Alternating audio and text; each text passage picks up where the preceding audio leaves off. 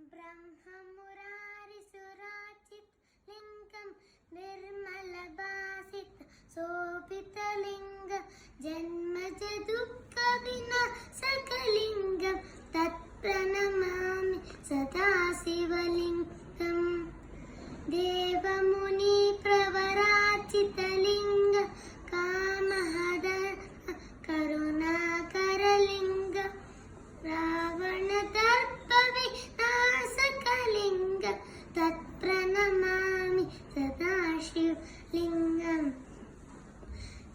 सर्वसुगन्धसुलेपितलिङ्गं बुद्धिविवर्धनकारणलिङ्गं सिद्धसुरासुरवन्दितलिङ्गं तत्प्रणमामि सदा शिवलिङ्गं कनकनमहामणिभूषितलिङ्गं फणिपतिवेष्टित शोभितलिङ्गं तक्षशियज्ञविनाशकलिङ्गं तत्प्रणमामि सदा शिवलिङ्गं कुङ्कुमचन्दनलेपितलिङ्गं पङ्कजहार सुशोभितलिङ्गं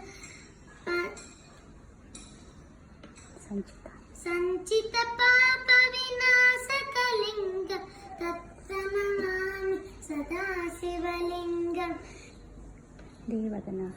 देवननाचितसेवितलिङ्गं भावभक्तिविवचलिङ्गं दिनकरकोटिप्रभाकरलिङ्गं तत्प्रणमामि सदा शिवलिङ्गम् अष्टदलोपरिवेष्टितलिङ्गं सर्वसमुद्भवकारणलिङ्गम् अष्टदरिद्रविनाशकलिङ्गं तत्प्रणमामि सदा शिवलिङ्गम् सुरगुरुसुरवनपूजितलिङ्गं सुरवनपुष्पसनाचितलिङ्गं परम्परानाथकलिङ्गं तत्प्रणमामि सदा शिवलिङ्गं ధన్యవాదాలు.